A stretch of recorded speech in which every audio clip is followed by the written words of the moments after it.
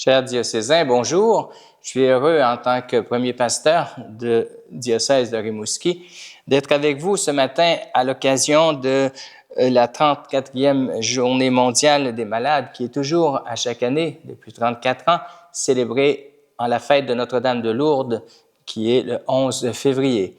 C'est vraiment un moment important parce que qui de nous n'est pas touché personnellement ou par des parents, des amis, un voisin, un proche, compagnon de travail, par cette incidence d'une situation de maladie, qu'elle soit physique, psychique ou autre, eh bien, nous sommes confrontés chaque jour à cette réalité qui fait partie de la vie et où Dieu a voulu qu'elle devienne la maladie qui est portée par une personne, occasion de rapprochement, de compassion, de fraternité. En cette 34e journée mondiale du malade, le Saint-Père nous exhorte à nous arrêter sur la compassion du Samaritain, comment aimer en portant la douleur de l'autre ou avec l'autre, que ce soit la douleur des dépouillements de la vieillesse ou d'une maladie plus ponctuelle. Comment ne pas rester isolés les uns des autres, mais voilà que nous découvrions ensemble l'appel à se faire proches les uns des autres. Le Saint-Père François, et on est dans l'année de Saint François d'Assise, comme je l'ai dit précédemment dans un autre message, l'année de Saint François d'Assise nous invite à approfondir cette relation fraternelle et charitable. Après l'année de l'espérance, comment faire atterrir cette espérance en l'amour de Dieu qui vient en toute situation nous guérir, nous relever, nous donner des forces neuves, que ce soit par la rencontre les uns des autres, le soutien, ou bien par le sacrement des malades qui fait partie de l'expérience chrétienne autour de la maladie, expérience de prière et grâce sacramentelle en situation de fragilité. Le Seigneur nous invite dans ce message d'abord à goûter la joie de se faire proche. Il y a une dimension importante de l'amour qui doit s'exprimer, ne pas rester simplement un bon désir.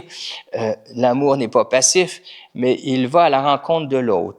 Et une phrase de ce message dit « Être prochain ne dépend pas de la proximité physique ou sociale seulement, mais de la décision d'aimer, d'aider avec amour, d'aimer et de croire en cet amour qui circule, qui nous fait grandir et fait grandir le malade. Parce que en donnant, en aimant, en visitant, en étant présent, nous recevons aussi une présence, une aide, une force.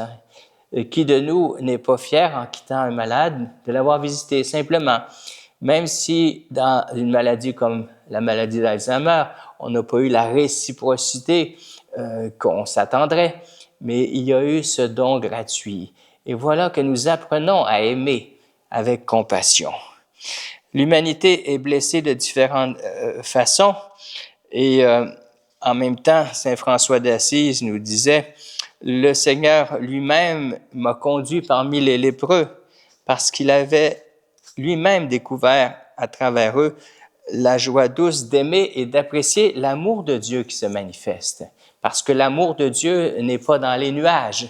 La foi chrétienne n'est pas simplement de beaux principes, mais Jésus lui-même s'est impliqué dans cet amour, s'est fait proche de celui qui souffre, qui est malade, qui a besoin de compassion, qui a besoin de ressusciter au cœur des situations de fragilité et d'expérimenter cette grâce d'être aimé et en même temps d'être transformé de l'intérieur.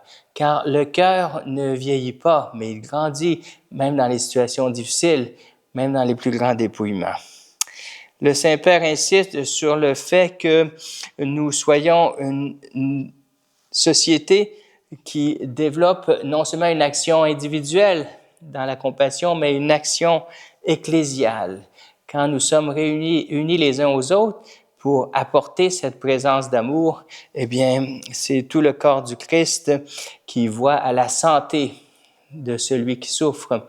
Santé non seulement physique, mais principalement sociale, Santé qui vient dans le fait d'être porté par une famille, un peuple, une communauté qui manifeste Dieu n'est pas absent dans ce que vous vivez.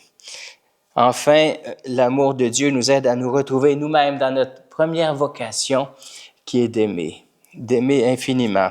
Et en même temps, cette vocation révèle que nous trouvons en Dieu les forces qu'il faut pour aimer, parce que ce n'est pas facile.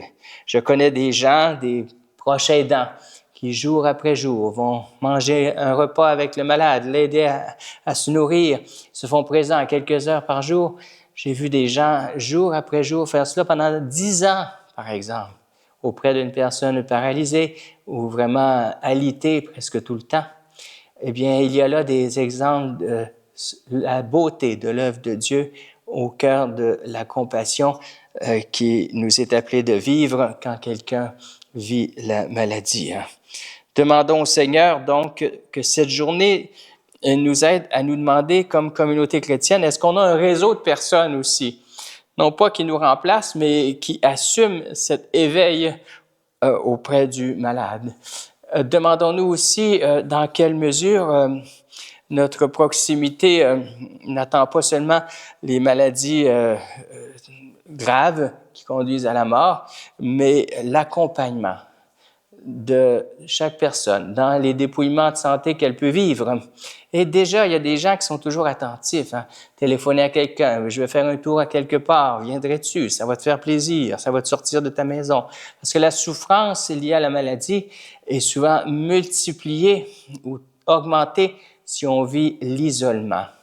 Si on est isolé les uns des autres, qu'on ne sort plus, qu'on ne peut plus aller ici ou là, que personne s'offre pour venir manger avec nous, toujours manger seul, toujours être isolé.